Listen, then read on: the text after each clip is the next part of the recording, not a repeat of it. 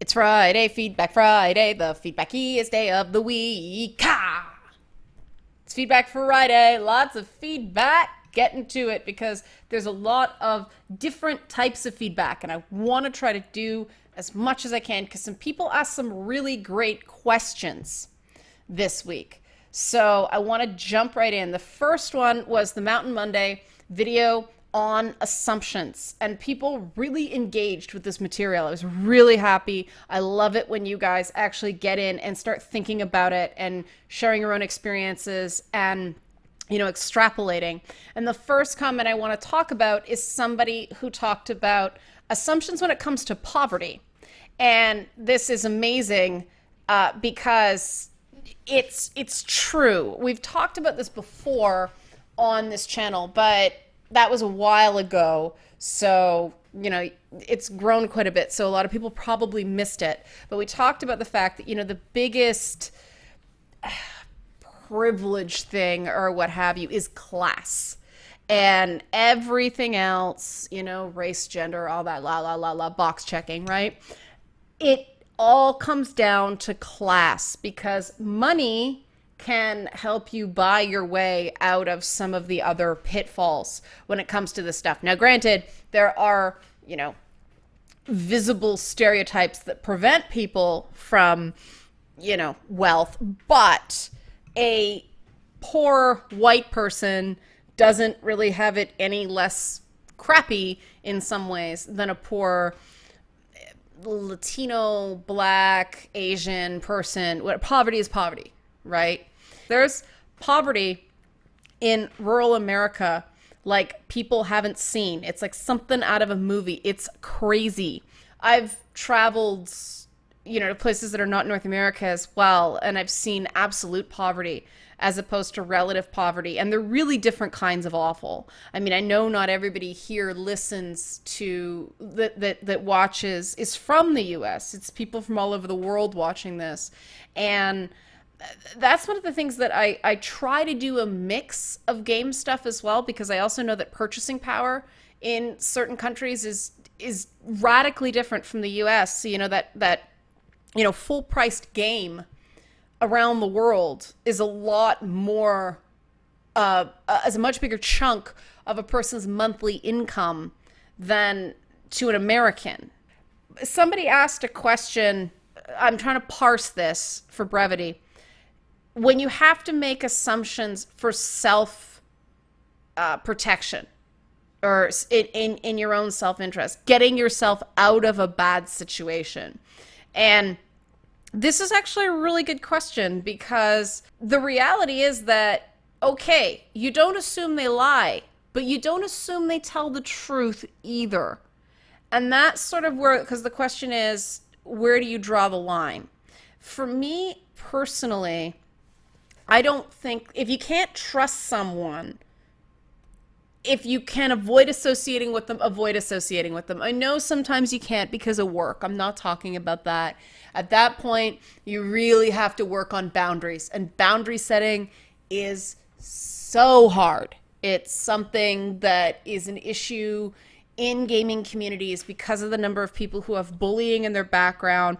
Bullying destroys a person's personal boundaries. That's why it's not okay behavior.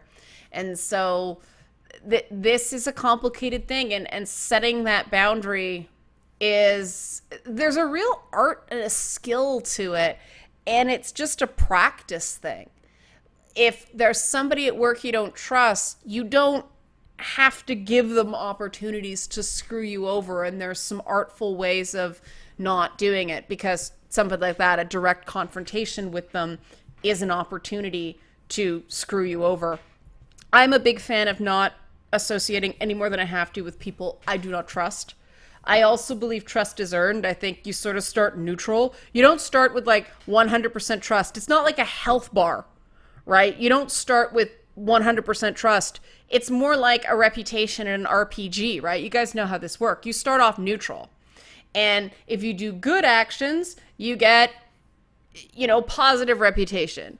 If you're an SOB, you get negative reputation. And I think life's the same way. Everybody starts off neutral. I'll give them a chance, but I'm not going to trust them with really sensitive stuff. And it sort of works up and builds over time. And so let's move on there. I hope that answered your question. I know it was vague, but, you know, it's like what we got into Drew Crescente, which I will get into in a minute.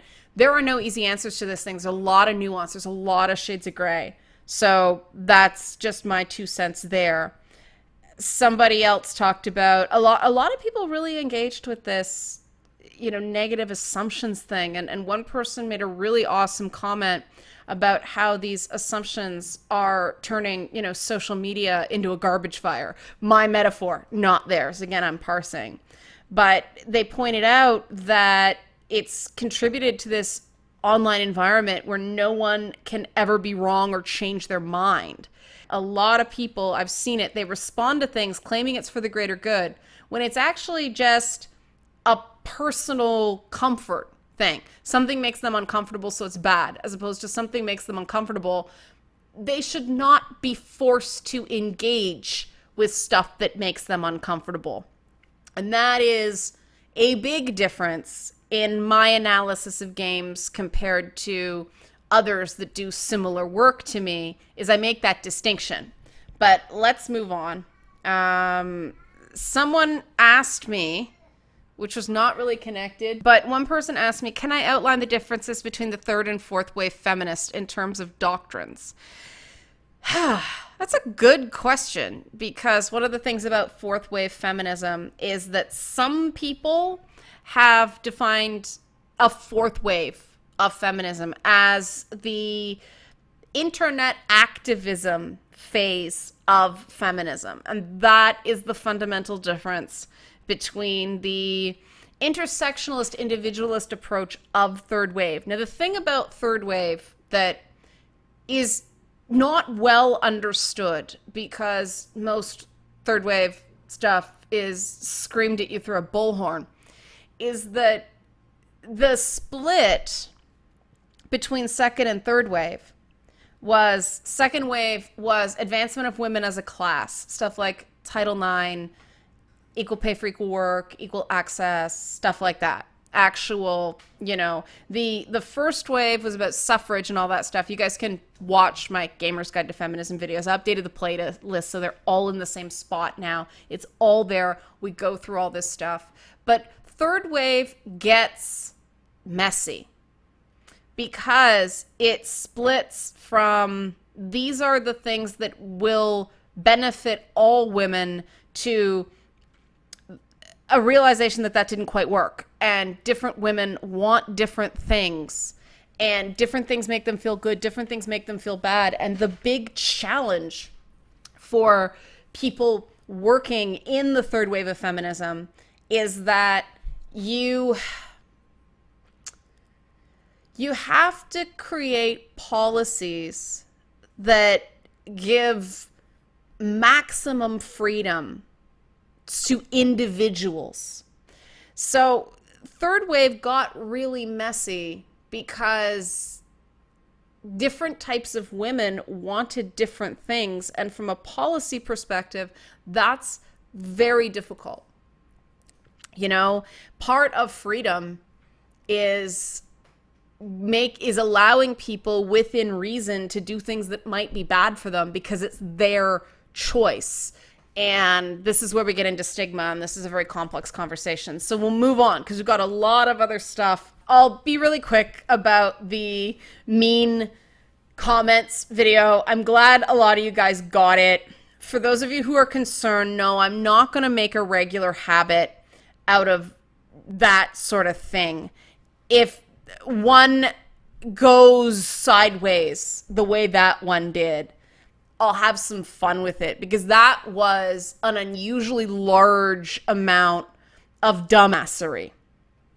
You know, I'm not going to call out every stupid comment. That's not the way it works. Sometimes I will address things on Feedback Friday because I feel like there's been a misunderstanding, but that's not the same thing as actively making fun or having fun. I prefer to say having fun, but having fun at the expense of some commenters. I don't make a habit of that. This was a special circumstance. I laugh it off. And like I said, I want people to have an example of laughing it off. Because one of the big things that I struggled with is when everybody was saying, grow a thicker skin, get tougher, all that blah, blah, blah, blah, internets. No one told me how. And I had to dope it through myself. And what I realized is, no, you don't just grow a thicker skin. You don't just say, this will not bother me today, because that makes it bother you more. The more you have to fight with something, the more it eats at you. I have to find a way to have fun with it. I stick a pin in it, find a way to make a joke, and move on. It is so cleansing. It's like cleansing flame of humor. And so moving on to the Jennifer Ann's group stuff, I did 2 different games this week. And once again, they didn't pull the traffic that some of the other videos did. Now, the Jennifer Ann's group was an interview. It was longer. Those tend to build slower.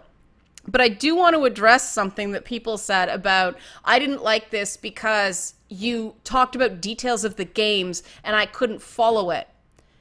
If this was a game you had to pay 60 to 80 bucks for, guys, I'd accept that criticism. But these games are free. And it says right in the title, free games. If you're intrigued by what we're talking about, stop the video, go play the game so we can follow along. This is my philosophy of YouTube. YouTube is not television where you're stuck with it in a certain time slot unless you record it. I treat YouTube as a dynamic medium because this is the way I use YouTube. If something's going on and I want to check something, I can pause the video and go back to it. You don't have to watch the thing in one crack. The dialogue options videos have never been designed to necessarily watch in a single sitting. So stop, play the game. Try the games out. The link is right there. It's right in the description box. And they're free. No Man's Sky did okay. It did okay. I can live with it. But as I'm recording this, it's still like half the traffic of everything else. And this is the issue with these gameplay videos. They are time consuming. They require post-processing and editing. And they don't bring in the numbers that other things do. So I'm doing my best to keep the gameplay people happy. But I mean, my question for the week for you guys is, do you have any suggestions to get the traffic up on these videos? Because I don't know what to do with this. Because I mean, hey, if the Patreon was... Stop phone. You know, if the Patreon funds were higher than they were, no problem. But unfortunately, that YouTube revenue does matter to an extent. I can't, you know, have too many videos that tank. So this is a consideration. It's, you know, because I don't have $3,000 a month in monthly subscribers. If I did, I don't care. I'll give you all the gameplay you want. And I know some people have said Twitch. I cannot get Twitch to work. Like I've said, it's not just technical. Somebody suggested I try OBS Studios instead of vanilla OBS. I'm going to try that. If that works, awesome. But until then, no Twitch for me. And to take a night out of my week every week to do, you know, 2 hours of game streaming, that's a lot on a consistent basis. And I haven't really been able to find what's ideal, and experimentation would take something. I don't have a lot of free time to begin with. So that's the situation there for people who are wondering before you start posting all these comments. This is why I'm telling you this. This is the issue. I'm going to answer your question before you ask it because I respect you guys. Now, there were quite a few people in the No Man's Sky coverage. A few people did say they liked the gameplay and they actually bothered to leave a comment. And this is the sole reason I continue to do it, because there are some people who really, really like it. And we had success with Mountain Monday this way. There was a core group of people who really liked it, even though the ratings were low. We tweaked it and found a way to get the numbers up. So I'm not giving up on the gameplay videos yet. It's just, I guess it has to be the right game as well. It has to be sort of something that is interesting to watch, People asked if I thought it was worth the money in its current state. It very much depends on what you look for in a game. If you want a game that's a lot of content that you can just fart around while you're listening to music and watching TV, then it's pretty cool.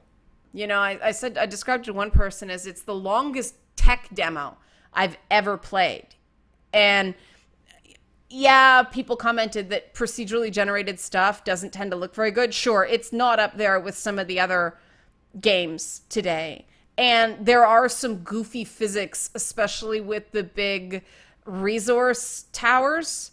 They should fall over, and they don't. And that bugs me for reasons I can't explain.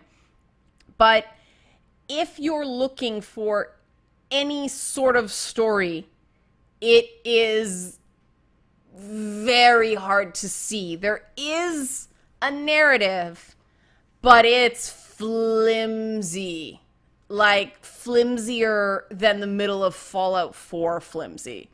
It's very minor and it's very easy to lose. It's this choice between whether you follow this thing called the Atlas or whether you go off and find spoilers. So there is no real great narrative. There is a lot to do, but it is very repetitive. The survival mechanics in No Man's Sky are more diluted, and it's not permadeath. So you sort of respawn as a different generation of whatever doodad you are. So it's unfortunate because so far, and I mean, I haven't played a whole ton of it, caveat, this is my impression so far. The biggest strength of the game is that it's this huge, vast universe. The biggest weakness of the game is that it's this huge, vast universe. We get into what I call the silly putty effect of video game design, in that I talked about this with Skyrim. I felt like, okay, you had this decent core game. Boom. You stamp that on a piece of silly putty. If you haven't played with silly putty, do. It's fun. Because then what you do is you take the newspaper image and then it makes a little copy on the silly putty. And then you stretch it. And it gets all warped and thinned out and weird and unrecognizable. And then you start getting holes in it if you pull it too much. That's what those open world Bethesda games are like for me.